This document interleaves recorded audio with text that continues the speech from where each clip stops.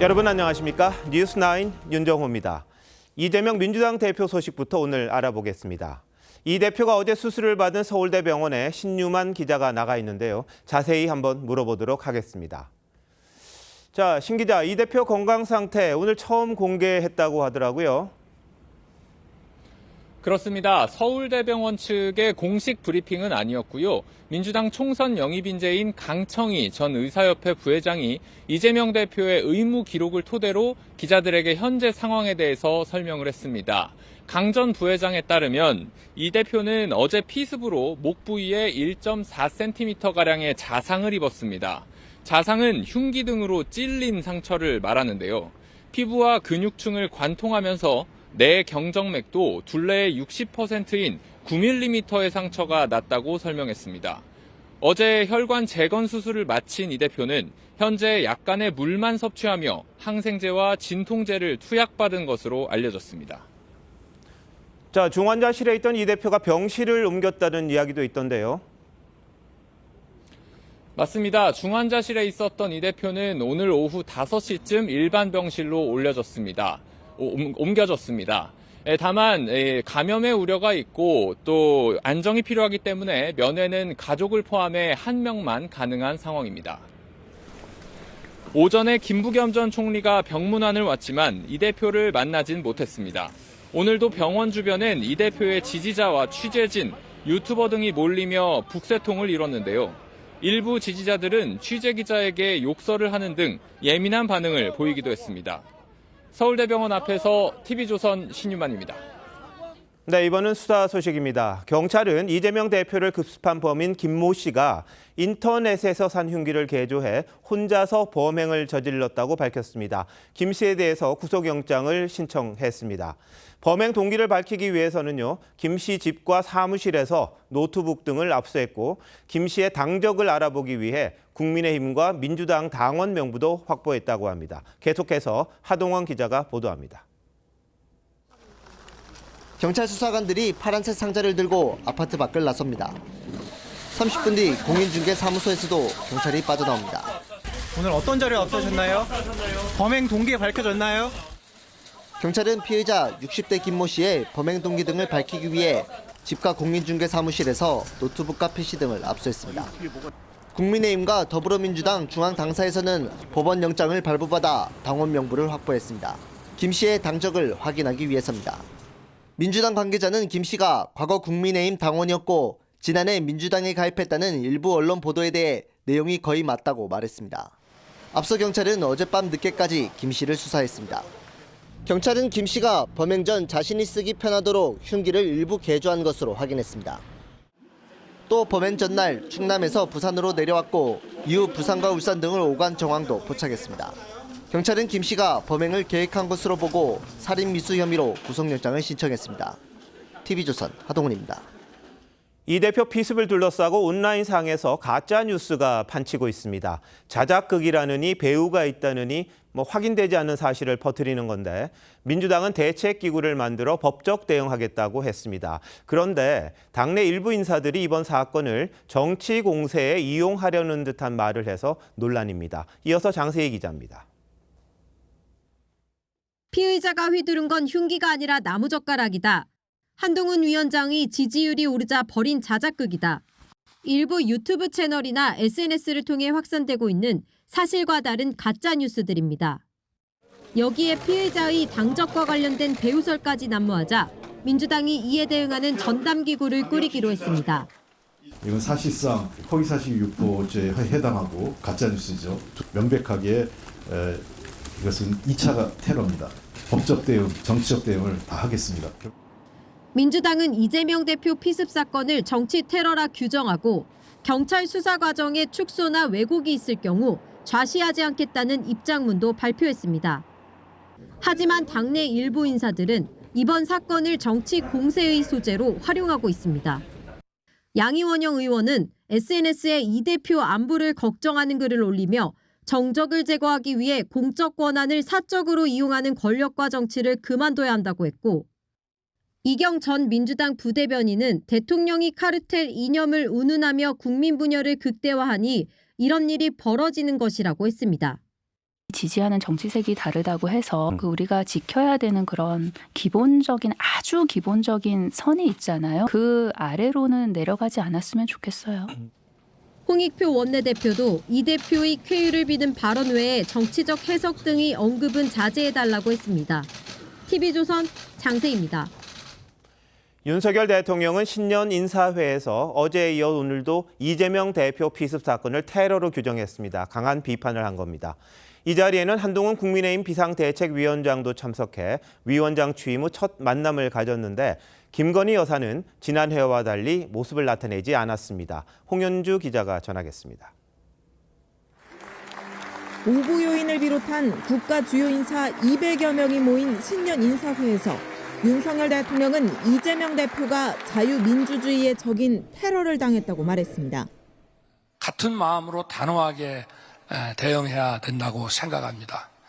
우리 모두 이재명 대표의 빠른 쾌유를 기원합시다. 예정에 없던 발언으로 위로를 전한 건데 다른 참석자들도 신년 덕담과 함께 이 대표 피습을 한 목소리로 규탄했습니다.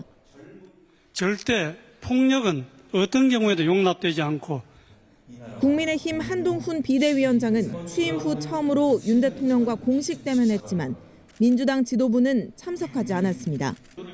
김건희 특검법에 대한 대통령실의 거부권 방침에 불참을 검토해오다 이 대표 피습 여파까지 겹치면서 무산된 겁니다. 지난해 인사회 때 참석했던 김건희 여사는 지난 연말 성탄 예배에 불참한 데 이어 오늘도 모습을 드러내지 않았습니다. 대통령실은 어려운 경제 여건을 감안해 행사를 간소하게 치렀다고 했습니다. 위를 기회로! 윤 대통령은 내일부터 부처가 아닌 주제별로 새 업무 보고를 시작하는데 정책 현장을 찾아 전문가들과 토론하는 형식으로 진행합니다. TV조선 홍현주입니다. 국민의힘 한동훈 비대위원장이 노인회를 찾았습니다. 전직 비대위원이 노인 비하 발언을 했던 걸 사과했습니다. 그런데 분위기가 화기애애했다고 합니다. 공천 사령탑 인선도 막바지에 다다른 듯한데 인재 영입은 한 위원장이 기존 이철규 위원장과 함께하기로 했습니다. 황병준 기자입니다. 한동훈 위원장이 김호일 대한노인회장에게 고개를 숙입니다.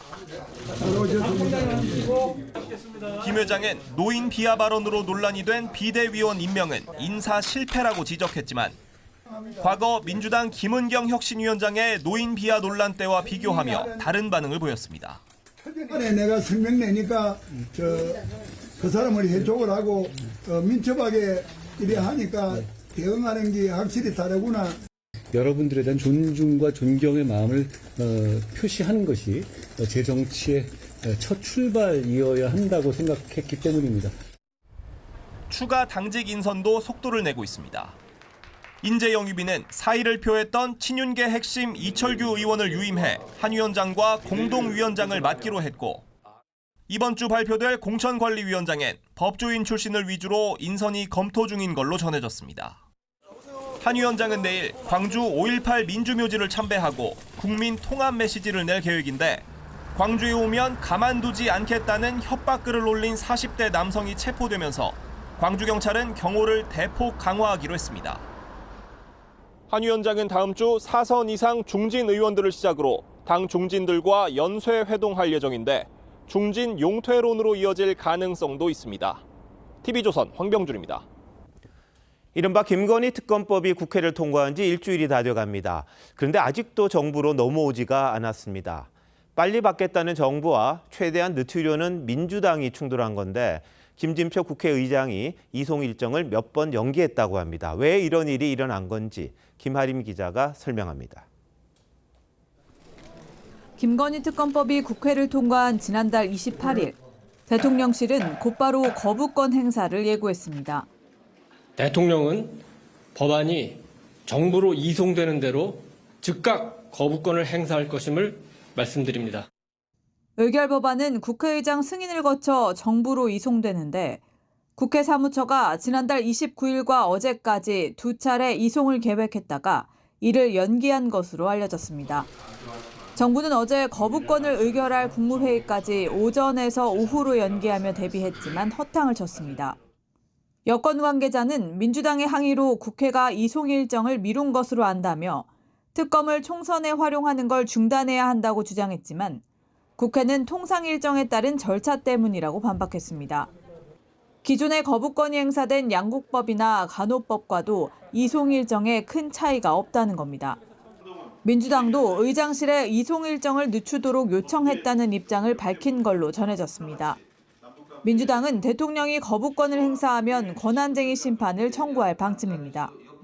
거부권 행사할 경우에는 더불어민주당은 모든 법적 조치에 대해서 검토해 보겠습니다. 정부는 특검법이 내일 이송될 것으로 보고 거부권 의결을 위한 임시 국무회의를 준비 중입니다. TV조선 김하림입니다. 이재명 대표를 표적으로 한 이번 사건은 골마있던 혐오 정치의 병폐가 극단적인 방식으로 표출된 거다, 이런 분석이 많습니다. 지지 성향이 다른 정치인을 향한 불만이 폭력으로 이어진 건데요. 왜 이런 지경까지 이르렀는지, 대책은 없는 건지 정치부 이태희 기자와 한번 짚어보도록 하겠습니다. 자, 이 기자, 이 혐오 정치의 문제 사실 어제 오늘 일은 아니지 않습니까? 그렇습니다. 하지만 과거엔 이 상대 정치인을 향해 고함을 치거나 모욕을 주는 정도였다면 네. 이제 지지자들이 물리적인 가격을 하거나 생명을 위협하는 수준에까지 이르렀습니다. 민주당 비명계 의원들을 향해 일부 강성 지지자들이 총알이 있으면 처단하겠다는 현수막을 건 게 대표적입니다. 특히 일부 과격 지지자들 못지않게 현역 의원들의 발언이나 표현도 점점 거칠어지고 있다는 게 문제입니다. 자, 그럼 이렇게 된 가장 큰 원인 뭐로 봐야 합니까? 이 내 편이면 무조건 선이고 상대편은 악으로 보는 어떤 흑백 논리, 네. 정치 양극화란 때문이라는 분석이 많습니다. 이 목숨이 위태로울 수 있는 이 대표 피습 사건을 두고 여당 지지자 일부가 공식 행사에서 쇼라는 반응을 보였을 정도인데요. 영상으로 보시죠. 야당의 대표가 백주대낮에 피습당하는 사건이 발생했습니다. 제가 피습당했을 때처럼 생각해 주시는 것. 외신들도 비슷한 문제를 지적합니다. 미국 CNN은 한국 정치가 양극화로 분열됐다고 했고요. 영국 가디언도 한국은 범죄율이 낮은데도 여러 형태의 정치폭력 역사가 있다고 설명했습니다. 자, 이런 사태가 말이죠. 유튜브 같은 SNS 플랫폼이 활성화된 거, 그게 한 원인이다, 이렇게도 보던데 일리가 있는 얘기입니까? 이 소셜미디어엔 알고리즘이란 기능이 있죠. 이 보고 싶은 것을 더 볼 수 있도록 영상을 추천해 주는 건데 이 때문에 사실관계보다는 믿고 싶은 것만 믿는 확증 편향이 심해졌다는 분석입니다. 뭐 정치권이 스스로도 좀 반성해야 될 부분 많은 것 아닙니까? 그렇습니다. 여야가 서로를 대화의 상대가 아닌 이겨야 할 적으로만 보면서 협치가 실종된 지 오래죠. 지지자를 결집시키려고 했던 발언들도 자칫 상대 진영을 괴멸해야 할 적으로 인식하게 만들었습니다. 특히 강성 팬덤의 혐오 문자를 양념이라고 평가절하하는 등 낮은 단계의 폭력들을 용인하면서 더 큰 단계의 폭력으로 이어졌다는 지적도 나옵니다. 뭐 저희들도 좀 자성을 해야 될 것 같아요. 뭐 언론이 자꾸 갈등만 부추긴다, 이런 지적도 받아들여야 될 것 같은데, 자, 좀 다른 이야기입니다만 이 대표 피습 여파가 재판으로도 좀 이어진 것 같습니다. 그렇습니다. 일단 위증교사 관련 재판은 2주 뒤로 기일이 변경됐습니다. 이에 따라 총선 전 선고가 이뤄질 가능성도 줄어들게 됐습니다. 이 대장동과 성남FC 재판도 오는 12일 공판 준비 기일을 열어 향후 절차를 정하기로 하면서 연기가 불가피해졌습니다. 네, 이번 사건 여파가 상당히 오래 이어질 것 같네요. 이 기자 잘 들었습니다.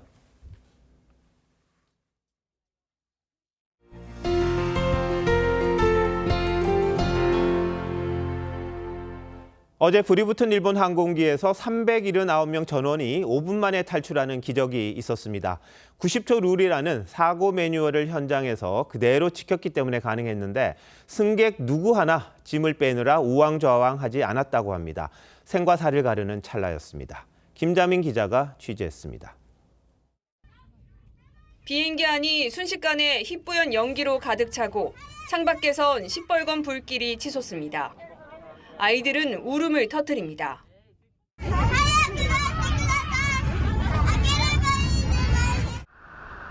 기체에 불이 번지는 데 걸린 시간은 10여 분. 긴박한 상황에서 승객들은 승무원의 지시에 따라 짐을 모두 남겨둔 채 대피용 슬라이드로 침착하게 탈출했습니다. その間多分5分ぐらいだと思うんですけど 379명 전원이 무사히 빠져나온 뒤 비행기에선 큰 폭발이 일어났습니다. みんな降りた10分後ぐらいに爆発音上がってたんで、あと少し遅かったら本当に奇跡しか言いようがないですね。 이번 사고는 착륙하던 일본 항공 여객기가 이륙을 준비하던 해상보안청 항공기와 충돌하며 발생했습니다. 현지 언론은 관제사가 여객기의 활주로 진입을 허가하면서 항공기에도 활주로 앞까지 주행을 지시했다고 보도했습니다. 일본 당국은 사고 원인 조사에 착수했습니다. 海上保安庁の飛行機のボイスレコーダーとフライトレコーダーは回収ができています。 이 사고로 해상보안청 항공기 탑승자 6명 가운데 5명이 목숨을 잃었는데 이들은 지진 피해 현장에 구호 물품을 전달하러 가려다 참변을 당했습니다. TV조선 김자민입니다. 일본 노토반도에 강진이 덮친 지 3일째인 오늘 사망자가 73명으로 늘었습니다. 일본 정부는 아직도 구조를 기다리는 매몰 주민이 많다고 해 이 피해가 더 커질 걸로 보입니다. 김주영 기자입니다. 구조대원들이 주택자 내에서 시신을 수습해 나옵니다. 주검으로 돌아온 아내 옆에서 할아버지는 참았던 눈물을 쏟아냅니다. 일본 이시카와현 노토반도 강진 발생 사흘째. 확인된 사망자만 73명, 부상자는 300명이 넘습니다. 붕괴된 건물 등에서 구조를 기다린다는 신고도 130건이나 접수됐습니다. 被災者の救命救助、これは時間との戦いであり、これまさに今正念場であると感じています。 곳곳에서 정전과 단수 피해가 속출하면서 주민들은 줄을 서서 물을 배급받습니다. 断水、通水まだ大丈夫な地区も節水してくださいというお願い出てます。行政から。 이번 지진은 노토반도에선 1885년 이후 최대 규모입니다. 흔들림 강도로는 규모 9.0의 지난 2011년 동일본 대지진에 필적하는 것으로 전해졌습니다. 여기에 오늘 오전 노토반도에서 규모 5.5의 지진이 발생하는 등 여진도 500건 이상 이어졌습니다. 일주일 안에 또 같은 여진이 있을 거라고 나오다 보니까 좀 혹시나 하는 마음에 다들 좀 준비를 합니다. 이번 강진으로 인근 원전들에서 기름 누출과 사용 후 해결료 저장 조물이 흘러넘쳤다는 보도가 나왔지만 원전 운영사인 호쿠리 전력과 도쿄 전력은 외부에 미치는 영향은 없다고 일축했습니다. TV조선 김주영입니다. 요즘 일본은 여행지로 인기가 많았습니다. 엔화가 싸고 가까워서입니다. 그런데 대형 지진에 항공기 화재까지 터지자 일본 여행을 취소하거나 불안해하는 사람들이 적지 않다고 합니다. 이정영 기자가 알아봤습니다. 매일 30여 편씩 일본행 여객기가 뜨는 김포공항 국제선. 비행기에 오르는 승객들 표정에 불안감이 감돕니다. 어제까지만 해도 많이 고민했었는데 오늘은 그냥 가기로 마음먹었습니다. 아침에 일어나서 계속 뜨나 안 뜨나 보고 찾아보고 계속 그랬어요. 오사카랑 그 고베 쪽은 그 쓰나미가 이제 예상되는 그쪽이랑 완전히 그 반대쪽 해안선이어서 취소 불가로 호텔을 예약을 해서 여행을 취소하면 방을 완전히 호텔을 날리는 거여서. 일본으로 향하는 항공편은 오전엔 일부 결항됐지만 오후엔 취소나 지연 없이 운항되고 있습니다. 그러나 인터넷 커뮤니티를 중심으로 일본 여행을 취소했다거나 취소할지 말지를 고민하는 글이 잇따르고 있습니다. 저나 제 가족이 그 위험의 한가운데 굳이 갈 필요는 없겠다라는 생각하에 이미 항공기와 호텔 위약금은 확인했습니다. 나중에 다시 일정을 조정할 예정입니다. 직접적인 지진 피해 지역이 아닌데 여행을 취소하면 위약금을 내야 할 가능성이 높습니다. 현지 지진에 의해서 이제 정상적인 여행 진행이 불가할 경우에는 여행 상품의 취소료가 면제되는 경우는 있는데요. 여진이 이어지는 만큼 일본 여행 전 기상 정보를 확인하고 대사관 위치와 연락처를 미리 파악해 두는 게 좋습니다. TV조선 이정현입니다. 평창 LPG 충전소 폭발 관련 소식으로 이어갑니다. 오늘 관련 조사가 이뤄졌는데요. 이 폭발 직전 일대가 하얀 가스로 자욱했던 건 이 탱크로리 차량이 가스 충전 중에 3-4m가량 이동하면서 이 저장 탱크와의 연결부가 분리된 게 원인이었던 것으로 파악됐습니다. 1년여 전 대구 충전소에서 발생했던 폭발 사고와 닮았습니다. 이심철 기자가 보도합니다. 폭발 40여 분 전인 지난 1일 밤 8시 20분 충전소 직원은 배달용 5톤 벌크로리 차량으로 LP 가스 충전을 시작했습니다. 가스는 충전을 시작한 지 약 17분 뒤부터 누출되기 시작했는데 직원도 안전관리자도 자리를 비운 것으로 드러났습니다. 안전관리자 한 명이 거기서 저희 6시 업무를 마치고 그 숙소에 있었습니다. 직원은 충전이 마무리되자 탱크와 연결된 장비를 매단 채 차량을 이동시킨 것으로 확인됐습니다. 이 과정에서 가스가 누출됐는데도 신고도 하지 않았습니다. 이제는 가스 누설되는데 그때 차가 움직인 거죠. 결속 장치를 아마 완전하게 탈부착을 안 한 상태에서. 앞서 지난 2022년 11월 대구의 한 LPG 충전소에서도 폭발 사고가 발생해 2명이 숨졌습니다. 당시에도 충전 탱크 연결 부위가 제대로 맞물리지 않은 상태에서 가스가 누출됐고 충전 중 차가 움직였습니다. 일선 충전소에서는 충전 중 자리를 비우는 일이 드물지 않다고 말합니다.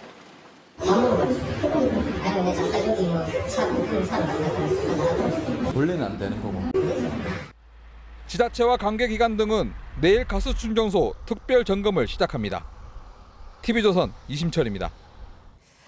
그럼 거리에서 이렇게 가스 냄새가 나거나 가스 누출로 인해서 차 시동이 꺼져버린다면 어떻게 해야 할까요? 어제 이와 같은 상황에서 대처법에 따라서 부상 정도가 크게 차이가 났는데요. 대처법 이승훈 기자가 알려드립니다. 안개가 내려앉은 듯 가스로 뒤덮인 충전소 주변 도로. 차량 한 대가 비상등을 켠 채 서 있습니다. 누출된 LP가스가 차량의 엔진으로 들어가며 시동이 갑자기 꺼진 건데 사고 당시 이런 차량이 4대나 됐습니다. 주민들은 폭발 전 가스 냄새가 진동했고 바닥에는 하얀 연기가 가득해 차량이 갑자기 멈춰설 정도라고 말합니다. 시민들은 당황했지만 대처법은 달랐습니다. 문을 바로 닫았죠. 그런 문을 닫는 바람에 지금 이나마 적게 화상을 입은 거지. 차량 안에 있었던 신 씨는 가벼운 부상만 입었습니다. 하지만 탈출하려던 60대 1톤 트럭 운전사는 중화상을 입었습니다. 가스 냄새를 맡고 영화관 안에 대피해 있던 관람객 60명도 다치지 않았습니다. 하지만 밖으로 나간 30대는 전신 화상을 입었습니다.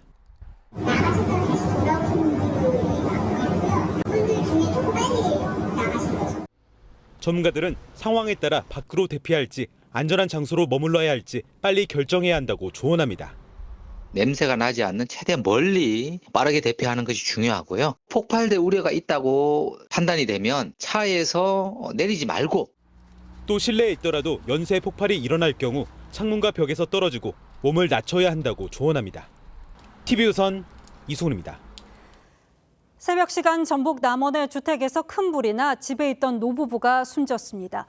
거동이 불편했던 부부는 순식간에 덮친 화마를 피하지 못한 것으로 파악됐습니다. 박건우 기자가 취재했습니다. 주택 지붕 위로 시뻘건 불길과 연기가 뿜어져 나옵니다. 조립식 패널로 지어진 주택은 형체도 없이 폭삭 무너졌습니다. 전북 남원의 한 조립식 주택에서 화재가 난 건 오늘 새벽 5시 50분쯤. 불은 83살 A씨와 69살 아내의 목숨을 앗아갔습니다. A씨 부부는 거동이 불편해 순식간에 덮친 화마를 미처 피하지 못한 것으로 파악됐습니다. 이웃 주민은 여러 차례 부탄가스가 터지는 소리를 듣고 곧바로 119에 신고했습니다. 양철 찌는 소리가 나고 그러더라고. 비쳐가지고 119에 전화해놓고. 이들 부부는 40년 넘게 마을에서 농사를 짓고 살았습니다. 그런데 A씨는 10여 년 전부터 걸음을 제대로 걷지 못했고 아내 역시 장애가 있던 것으로 알려졌습니다. 여자도 그러지 남자도 그러지 그러다 보니까 그냥 겨우 그냥 밥만 먹고 사는 것이지. 이들 부부는 경제 활동이 어려워 기초연금 등으로만 지내왔습니다. 이런 직업이 어디가 있어요. 아들, 딸이 있지만 그 애들이 참 뭐 서가지고 항상 엄마 아빠가 뭘 못해잡힐 소방당국은 노부부가 난방비를 아끼기 위해 보일러 대신 매트만 겹쳐 사용하다 열이 축적돼 불이 났을 가능성을 두고 화재 원인을 조사하고 있습니다. TV조선 박건우입니다.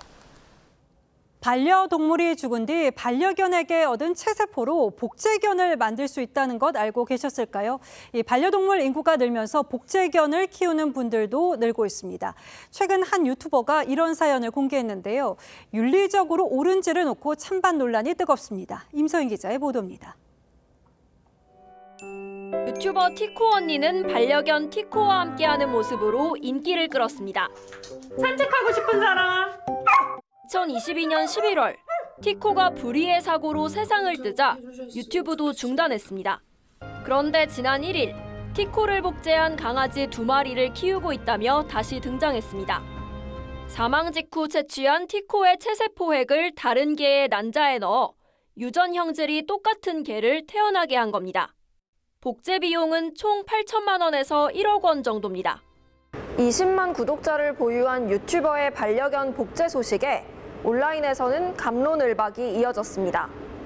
그냥 사람의 그리움이 만들어낸 욕심이라고 생각하고 잘 보내주는 것도 강아지를 사랑하는 한 방식이라고 생각합니다. 계속 뭔가 같이 살고 싶다는 마음뿐인데 그게 윤리적으로까지 문제가 되진 않을 것 같아요. 국내에서도 이용자는 늘고 있습니다. 진행되는 건이 한 달에 5-6건, 많으면 10건이지 실제로 문의는 거기에 한 2-3배 정도로 오거든요. 반려동물 양육 인구가 1,200만 명을 넘으면서 복제에 대한 관심도 커지고 있습니다. TV조선 임서인입니다. 다음 소식입니다. 해병대에서 가혹행위가 또 불거졌습니다. 이 부사관들이 후배 부사관을 대원들이 보는 앞에서 추행하고 폭행했다는 폭로가 나와서 경찰이 수사에 나섰습니다. 이 성추행과 폭행 장면은 CCTV에도 남겨졌는데요. 최민식 기자가 단독 취재했습니다. 포항에 있는 해병대 1사단 모 중대 상황실입니다. 한 부사관이 후임인 A 하사의 귀를 잡고 있는 사이 다른 한 명이 신체 부위를 만집니다. 의자에 앉아있는 A 하사 위에 올라타거나 군홧발로 걷어차기도 합니다. 그래서 당하니까 조금 일단 수치심도 많이 들고 왜 내가 이런 걸 당하면서 군생활을 해야 되는지. A 하사는 2022년 말부터 가혹행위가 계속됐다며 CCTV가 없는 곳에선 괴롭힘이 더 심했다고 호소했습니다. 주요 부위를 딱밤으로 때리거나 생활관 안에서 속옷 차림으로 각종 성추행에 폭행까지 있었다는 겁니다. 한 명이 뒤에서 제 양팔을 잡고 뒤에서 앉듯이 제 몸을 움직일 수 없게끔 잡아놓고 이제 다리도 벌리면서. 참다 못한 A 하사는 지난해 8월 부대에 가혹행위를 신고했습니다. 하지만 진술서가 지나치게 감정적이라며 다시 쓰라는 권유를 받았다고 했습니다. 한두 번은 이제 본인도 문제가 있다고 이거 봐야 되는 해당 행정관은 진술을 바꾸란 취지는 아니었다며 지금 답변할 수 있는 상황이 아니라고 했습니다. 해병대 측은 신고 접수 즉시 피해자와 가해자를 분리했다며 경찰 수사 결과에 따라 엄중 처리하겠다고 했습니다. TV조선 최민식입니다. 이 내용을 취재한 최민식 기자에게 좀 더 물어보겠습니다. 자, 최 기자. 군 가혹행위 사건이 터질 때마다 따라오는 문제 중에 하나가 수사 무마 의혹인데요. 이번에도 석연치 않은 점이 있다면서요? 네, 앞서 보셨지만 A 하사가 가혹행위 사실을 부대에 신고하고 진술서를 썼는데 네. 이후 군 간부가 수정을 요구했던 겁니다. 1차 진술은 피해를 당한 직후 기억의 정확성이 가장 높을 때 작성됩니다. 이 때문에 수사기관에서도 상당히 중요한 자료로 보는데요. 군 간부는 A 하사에게 가혹행위를 당하는 과정에서 일어난 이 상호 접촉을 예로 들면서 너 또한 가해자가 될 수 있다며 이 진술서를 다시 쓰란 취지로 말했습니다. 수사기관이 아닌 군부대 간부가 진술 내용에 개입한 것 자체가 부적절하다는 지적이 나옵니다. 변호사 얘기 들어보시겠습니다. 매우 부적절한, 왜냐하면 이 사건은 추행에 해당하지 않을 수 있다라는 결론을 유도하는 취지의 주장으로 보입니다. 네, 그런데 군 가혹행위인데 경찰이 수사를 합니다. 보통 군 헌병대가 수사를 하지 않습니까? 네, 군부대가 성추행 사건을 은폐하려고 한 고 이해람 중사 사건을 계기로 2022년 7월부터 군내 성범죄 등은 민간 경찰이 수사하도록 법이 바뀌었습니다. 네. 다만 경찰이 폐쇄적인 군 조직을 수사하는 게 쉽지 않은 게 문제입니다. 당장 소환 일정부터 잡는 게 어렵고요. 또 다른 일반 사건까지 처리해야 하는 경찰만큼 경찰이 수사해야 하는 만큼 수사 속도가 더뎌지는 경우도 많습니다. 이 사건도 수사가 길어지면서 목격자들이 진술을 좀 바꾸는 등 부작용이 나타나고 있다고 합니다. 네, 그러니까 군 성추행 사건을 근절하기 위해서 경찰에 수사를 맡긴 건데 여기에도 구조적인 문제가 있다고 봐야 하는 거군요. 군대에 자식 보낸 부모님들 생각해서라도 좀 철저한 조사가 이루어져야겠습니다. 최 기자 잘 들었습니다.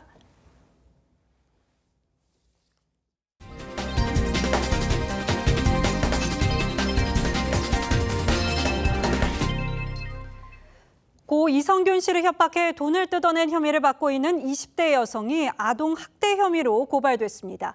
이 여성이 아이를 품에 안고 구속영장 심사를 받기 위해 법원에 나온 걸 문제 삼았는데요. 당시 상황이 어땠길래 아동 학대 피소로 이어진 건지 신경희 기자가 전하겠습니다. 고 이성균 씨 공갈 협박한 혐의 인정하세요? 겉옷에 아이를 안은 여성이 경찰 호송차에서 내립니다. 취재진과 카메라 한가운데 아이가 노출돼 있습니다. 배우 이성균 씨를 협박해 5천만 원을 뜯어낸 혐의를 받는 20대 여성 A씨는 지난해 말 1살 된 자신의 아이를 안고 영장 심사를 받으러 법원에 나왔습니다. 실장과 근무하셨나요? 아이는 왜 데려오셨어요? 아이를 방패로 삼았다는 비난 여론이 이어졌고 한 시민단체가 A씨를 아동복지법 위반 혐의로 경찰에 고발했습니다.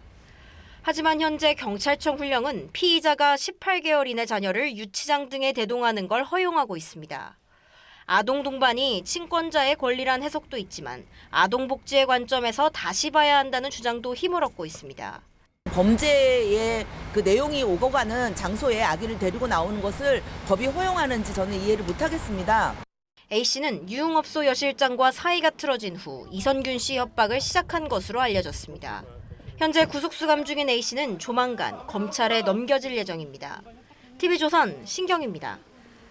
새해 금연 결심하신 분들 많을 텐데요. 서울 노원구가 금연 성공 시 현금 60만 원을 지급하고 있어서 호응을 얻고 있습니다. 금연율을 높이는 효과가 톡톡했는데요.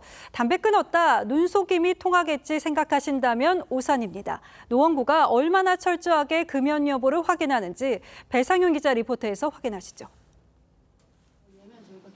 31살 한만복 씨가 머리카락을 뽑기 위해 보건소 금연 클리닉을 찾았습니다. 자를게요. 됐습니다. 10년 넘게 피우던 담배를 끊은 건 1년 전. 이후 1년 동안 정말 금연을 했는지 확인을 받아야 합니다. 이렇게 머리카락 30가닥 이상을 잘라 국립암센터로 보내면 2, 3개월 후에 금연에 성공했는지 실패했는지 그 결과가 나옵니다. 이를 바탕으로 금연 성공 1년 차인 20만 원, 2, 3년 차에도 각각 20만 원씩 총 60만 원을 받습니다. 저 혼자서 이제 계속 실패를 하니까 클리닉 도움을 받으면 좋겠다 해서 이제 오게 됐습니다. 서울 노원구는 지난 2015년부터 금연 성공 지원금을 도입해 금연 성공률을 38%까지 높였습니다.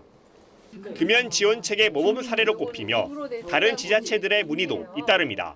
어떤 식으로 재원이 이용이 되고 있냐, 모바일 검사나 이런 자세한 과정이나 이런 것도 물어보시고요.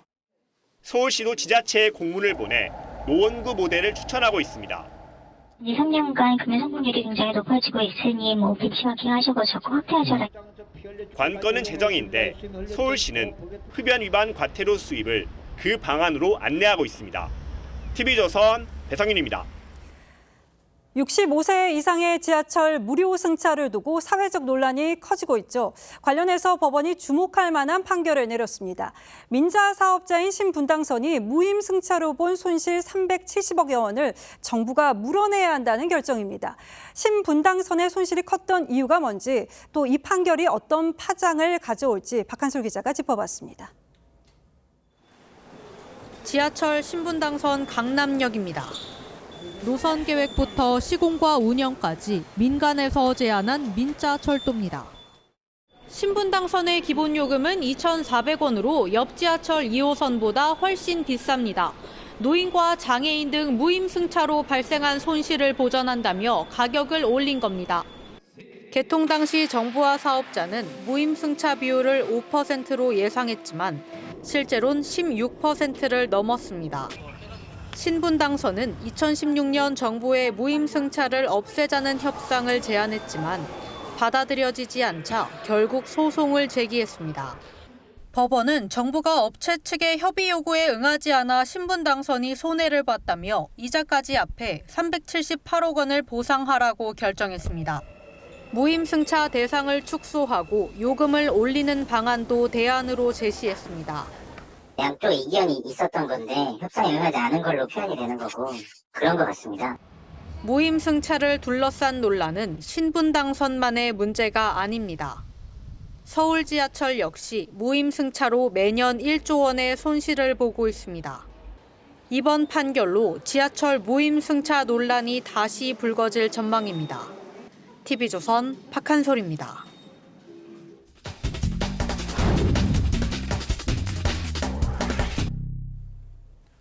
인공지능, 즉 AI가 우리 삶을 어떻게 바꾸고 있는지 차례로 전해드리고 있습니다. 두 번째 이야기는 일터에서 AI가 불러온 변화입니다. 제조업이나 단순 사무직은 물론이고 음악이나 영상 제작처럼 사람이 아니면 안 된다고 믿었던 창의적 영역까지 AI가 일하는 방식을 근본적으로 바꾸고 있습니다. 박상현 기자입니다.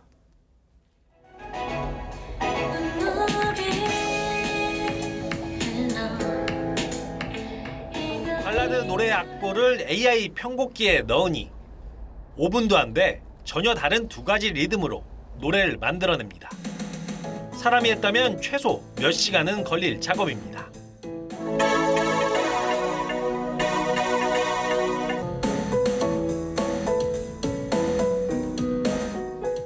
하나의 툴로서 작곡가나 편곡가를 이제 도와주는 역할을 저희가 이제 담당하려고 하고 있고요. 고도의 창의력이 필요한 광고도 뚝딱 만들어냅니다. 원하는 키워드를 넣자. 아기 돼지 삼형제 스토리로 청년 요금제 광고 만들어줘. 짧은 광고 한 편이 만들어집니다. 첫째 돼지는 집집처럼 가벼운 요금, 둘째 돼지는 나무집처럼 탄탄한 데이터. 많은 산업 현장에서 AI는 이미 없어서는 안 될 존재가 됐습니다. 통신사 고객센터에는 고객이 원하는 정보를 AI가 수집해 상담사에게 알려줍니다. 자동차 공장에선 AI 로봇들이 물류부터 부품 배달, 차량 조립까지 전 과정을 수백 명의 인간 직원을 대신해 수행합니다. 자율주행 UAM 등 미래 모빌리티도 핵심에는 AI 기술이 있습니다. 지난 30년간의 인터넷 혁명이었다고 하면 앞으로 적어도 10년이면 AI 혁명이 일어날 것이다. 정확한 AI를 우리가 빨리 개발하고 그걸 기존 제품에다가 접목하고 AI 기술 발전 속도에 가속이 붙으면서 관련 시장도 점점 커지고 있습니다. 글로벌 AI 관련 시장은 올해부터 매년 36% 이상씩 성장을 해 2030년에는 18조 4,500억 달러를 넘어설 전망입니다. TV조선 박상현입니다. 민주당 이재명 대표가 다치고 난 다음에 부산병원에서 헬기를 타고 서울로 옮겼었죠. 이걸 두고 특혜 논란이 일고 있습니다. 쟁점이 뭐고 정말 문제가 있는 건지 한번 따져보도록 하겠습니다. 자, 홍영 기자, 어제 이 대표 이송을 두고 좀 논란이 일고 있습니까? 네, 그렇습니다. 속초의료원 응급의학과장이 올린 글인데요. 일반인도 이렇게 서울로 가겠다고 하면 119에서 헬기를 태워주느냐면서 응급한 상황이면 부산대병원에서 수술을 받았어야 했고 그게 아니라면 굳이 헬기를 탈 이유가 없었다고 지적했습니다. 또 다른 의사는 다른 응급 환자가 언제 나올지 모르는데 응급도 아닌데 헬기로 수송하느냐면서 유력 정치인이라서 가능한 일이라고 꼬집었습니다. 네, 결국 헬기를 타고 서울대병원으로 옮긴 게 특혜다 이런 말인데 규정은 있습니까? 네, 있습니다. 먼저 헬기로 환자를 다른 병원으로 이송할 때의 기준이 있는데요. 추락사고부터 쇼크 증상, 이 호흡 곤란일 때 등입니다. 하지만 이재명 대표는 여기에 해당 사항이 없는데요. 현행법상 응급이 아닌데 헬기 이송을 요청하면 거부해야 하지만 의사가 동승할 경우 가능하다는 이 예외 조항이 있는데 이 조항을 적용한 것으로 보입니다. 자, 그런데 왜 이 대표는 굳이 서울대병원을 택한 겁니까?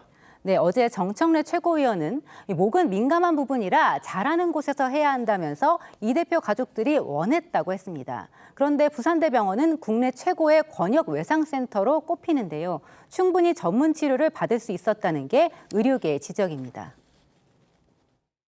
골든타임을 지키기 위해서 권역 내 지역응급의료 체계가 잘 작동해서 그렇게 권역 외상센터 이송했는데 소방 헬기 불러주시오나 서울대 보내주시오. 그럼 그게 되겠습니까? 국민의 혈세를 들여서 중증 외상응급의료 체계를 다 잘 만들어 놓고.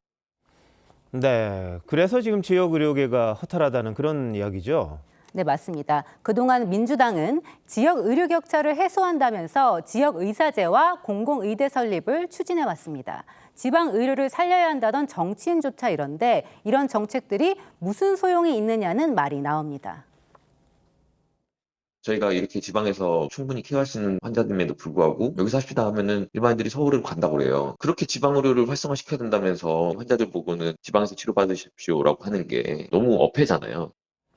자, 그런데 야당 대표잖아요. 또 민감한 시기 아닙니까? 그 정도 대우는 할 수 있지 않느냐 이런 시각도 있더라고요. 네, 그렇습니다. 제1야당 대표면 대통령, 국회의장 등에 이어 국가의전 서열 8번째입니다. 그래서 민주당도 이런 논란 자체가 불편하다는 반응을 보였는데요. 강선우 대변인은 부적절하고 불필요한 해석이라면서 본인 가족이어도 그렇게 말할 수 있느냐고 반박했습니다. 네, 환자가 있는 가족들의 심정이 다 같을 텐데 지역 의료인들이 말하는 비판도 좀 귀담아 들어야겠습니다. 정치라는 게 이런 잘 정책 만들어서 해야 될 텐데 좀 잘했으면 하는 그런 바람이네요. 잘 들었습니다.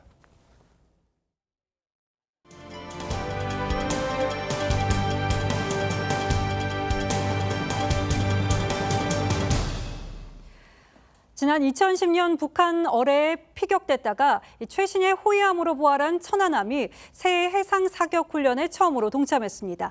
옛 천안함보다 더 크고 강한 자태를 드러냈습니다. 이채림 기자가 전해드리겠습니다.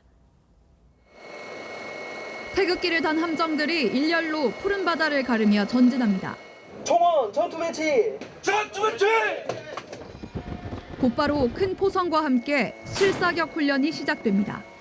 동해와 서해, 남해 전해역에서 실시된 새해 첫 해상훈련에 3,200톤급 구축함 을지문덕함을 비롯해 호위함과 유도탄 고속함 등 함정 13척과 항공기 3대가 투입됐습니다. 2010년 북한에 피격된 지 13년 만에 신형 호위함으로 실전 배치된 천안함도 참가했습니다. 적이 도발하면 현장에서 즉각적으로 강력하고 끝까지 응징해 반드시 승리하겠습니다. 연일 대남 위협 수위를 높이고 있는 북한은 김여정이 윤석열 대통령 비방에 나섰습니다. 안보 불안이 한국의 일상사가 된 건 윤 대통령의 공로라며 북한의 군사력 증강에 공헌한 특등 공신이라고 비꼬았는데 문재인 전 대통령에 대해선 영특하고 교활하다며 진짜 안보를 챙길 줄 아는 사람이라고 했습니다. 북한 요구를 들어주지 않고 강대강 구도로 나가는 이것이 잘못된 것이다. 이렇게 남남 갈등을 유도하고 이간하기 위한 그런 의도가 담겨져 있어요. 통일부는 부대변인 성명을 통해 남북관계 긴장 책임을 전가하려는 잔꾀라고 일축했습니다. TV조선 이채리입니다. 생후 6개월 된 쌍둥이 판다가 내일부터 관람객을 만납니다. 태어날 당시 200g도 안 됐던 판다들은 벌써 체중이 11kg으로 늘었다는데요. 그 모습이 하루 일찍 언론에 공개돼서 지선우 기자가 카메라에 담아왔습니다. 엄마 아이바오가 실내 방사장으로 나오고 곧이어 모습을 나타낸 쌍둥이 아기 판다. 발을 떼지 못하고 문 앞을 서성입니다. 갑자기 많은 카메라 분들을 보고 살짝 긴장을 했어요. 실내 방사장이 아직 낯설어 흙을 입에 대보기도 하고 이것저것 만져보느라 정신이 없습니다. 쌍둥이가 많이 커서 여유가 생긴 엄마 아이바오는 옆에서 느긋하게 대나무 잎을 뜯습니다. 처음 태어났을 때 200g이 안 됐던 쌍둥이 몸무게는 11kg까지 늘었습니다. 나무벽을 타고 오르거나 외나무 다리를 건너는 것도 거침이 없습니다. 쌍둥이 판다는 그동안 사육사의 밀착 관리가 필요한 탓에 이렇게 화면을 통해서만 볼 수 있었는데요. 앞으로는 방사장에 나온 이 쌍둥이 판다를 직접 만나볼 수 있게 됩니다. 아무래도 컨텐츠로서 이제 많이 나오고 있다 보니까 외부에 그래서 좀 더 기대감이 높은 것 같아요. 에버랜드 측은 쌍둥이들이 관람객과의 만남에 잘 적응할 수 있도록 당분간 오전 일부 시간에만 공개할 예정입니다. 관람 숫자를 조금씩 한 20명서부터 천천히 늘려갈 거고요. 관람 시간도 서서히 상태에 따라서 조금 증가를 시킬 거거든요. 세계에서 드물게 동물원에서 자연 번식으로 태어난 쌍둥이 판다는 관람객의 사랑 속에 쑥쑥 자라나 내년 여름 무렵엔 몸무게 100kg 안팎의 어른으로 성장하게 됩니다. TV조선 지선호입니다.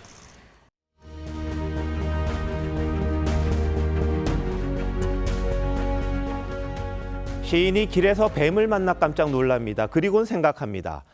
사람들을 볼 때마다 뱀은 얼마나 놀랐을까. 시인 백석은 차디찬 밤 방바닥에 내려앉은 새끼거미를 문 밖으로 쓸어버립니다. 그런데 그 자리에 큰 거미가 찾아옵니다. 또 쓸어내는 시인의 가슴이 찌릿합니다. 나중엔 좁쌀만한 아기 거미까지 나타나자 가슴이 맵니다.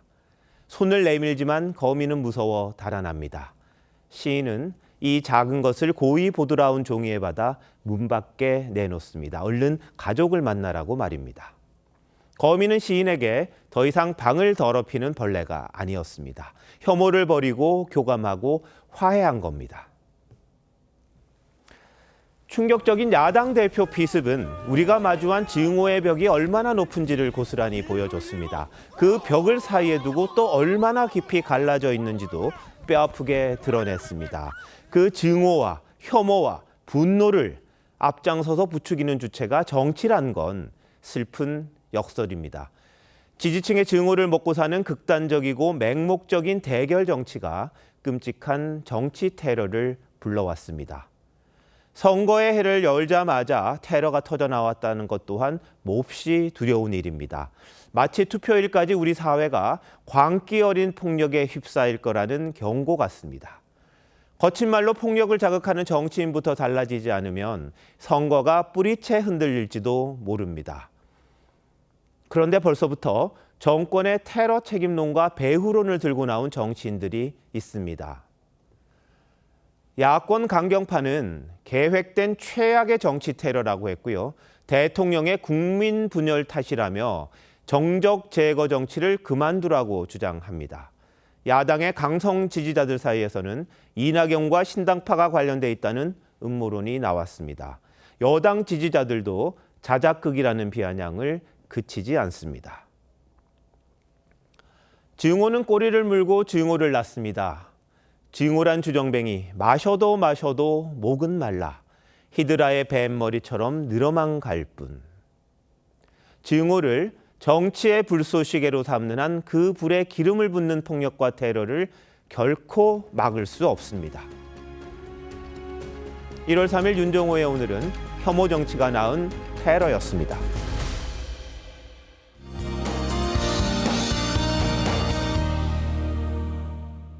내일 출근길 교통안전에 유의하셔야겠습니다. 밤사이 서쪽 곳곳에 가시거리 200m 미만의 짙은 안개가 끼겠고요. 북서쪽 찬 공기가 내려와 아침 기온이 반짝 영하권으로 떨어지며 도로 살얼음이나 빙판길이 우려됩니다. 평소보다 조금 여유를 두고 나오시고 옷차림도 따뜻하게 해주시기 바랍니다. 대기 정체로 내일도 대부분 지역의 공기질이 탁하겠는데요. 주말부터 차츰 나아지겠습니다. 내일 전국 하늘 대체로 맑겠고 밤부터 영동과 경북 북부 동해안에 강풍이 전망됩니다. 아침 최저 기온은 서울이 영하 3도로 오늘보다 5도가량 낮겠고요. 춘천과 안동이 영하 5도 예상됩니다. 반면 낮 기온은 오늘보다 조금 높겠습니다. 대구와 창원 9도까지 오르겠습니다. 내일 오전까지 동해안 남해, 제주 먼바다의 물결이 거세겠습니다. 모레 아침 잠깐 영상권을 회복했다가 주말부터 다시 추워지겠습니다. 날씨였습니다. 1월 3일 수요일 뉴스9 마칩니다. 시청해주신 여러분 고맙습니다.